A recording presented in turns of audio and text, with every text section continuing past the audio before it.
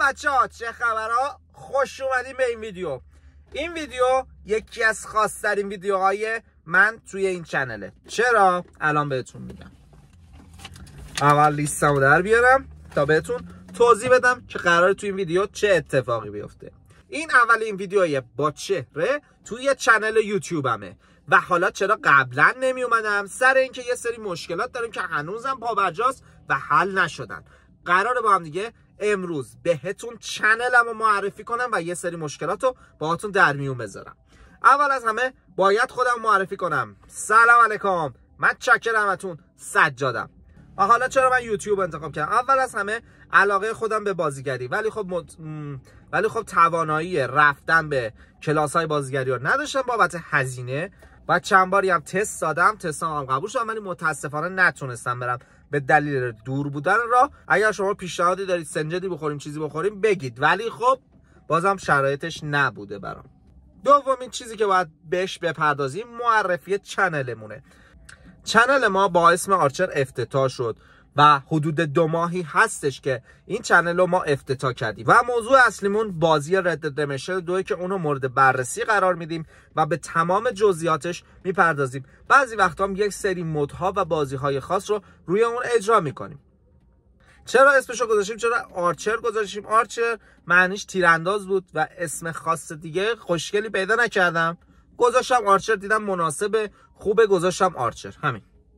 چه اتفاقاتی قراره تو این چنل ببینید؟ همونجوری که قبلش بهتون گفتم توی این چنل قراره یه جوری بذار بامزدش کنم، کل نقشه رد دد ردمشن 2 رو شخم بزنیم. یعنی ببین، از هر دری بهتون میگم. تفنگ میخوای اینجا من میگم، اسب میخوای من اینجا میگم. میتونید برید ویدیوهاشو ببینید، چون قبلا ویدیو بدون چهره زیاد گذاشتم، اولش 20 تایی فکر کنم میشه، ولی از این به بعد قراره بیام جلو صحبت کنم. حالا اگه بتونم تو خونه، اگر شرایطش ویژه بشه، اگه بتونم نور تامین کنم تو ماشین، به نظرم تو ماشین من راحت‌تر میتونم صحبت کنم. قراره رد دد ردمشن 2 رو کلهم شخم بزنیم. پس قراره هر دری هستش، هر سوزنی توی این بازی وجود داره رو من توی چنلم بذارم. چه تایمایی قراره ویدیو بذارم؟ ساعت 3 روز در هفته قراره ویدیو بذارم، شنبه، دوشنبه و چهارشنبه. ولی سر ساعتش به توافق نرسیدیم. یعنی هر تایمی به خصوصی شما مد نظر دارید توی کامنت ها بهم بگید، من سعی میکنم تو همون تایم خاصی که شما دستور دادید بذارم. و اینم بهتون بگم که تیم ما یه تیم یه نفره فقط خودم نیستم. هی طراحهای مختلف تست کردم تا الان طراح تامنیلی که دارم واقعا ازش راضیم. از تو همین ویدیو میگم دست درد نکنه. و یه ادیتور دارم که واقعا کارش خوبه، امکان نداره من یه چیزی بگم اشتباهه و اون نگه، چشم انجام میدم. واقعا دستش درد نکنه، خیلی ازش ممنونم. و یه نفرم دارم سازنده ویدیوهامه که اونم کارش فوق‌العاده است.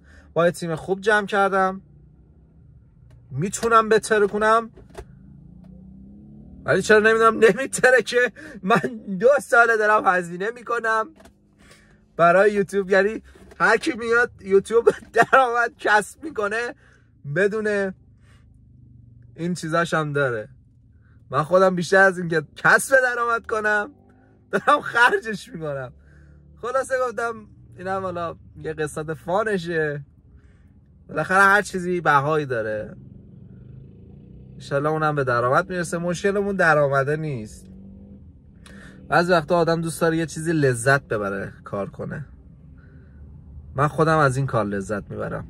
امیدوارم و سربخش باشه. من خودم خیلی دوست دارم این کارو، همین روندو خیلی دوست دارم. خدا شکر میکنم که همین روندو دارم، یعنی میتونم بهترش کنم، به درآمد برسم، هم تیممو قوی تر میکنم، هم ممکنه چنل‌های دیگه بزنم. اینم حالا در حد یه درد دل بود و اینکه بگم قراره از این به بعد بنده تو ویدیوهام حضور داشته باشم و منم قراره تحمل کنید. غیر از اون محتوای خوب و عالی که داشتیم، بنده هم باید تحمل کنید. اگه از چنل ما خوشتون میاد، اگه به رد دد ردمشن 2 علاقه داری، اگه دلت به حال من میسوزه، سابسکرایب و لایک یادت نره. مخلص همتونم. چاکریم. خداحافظ شما.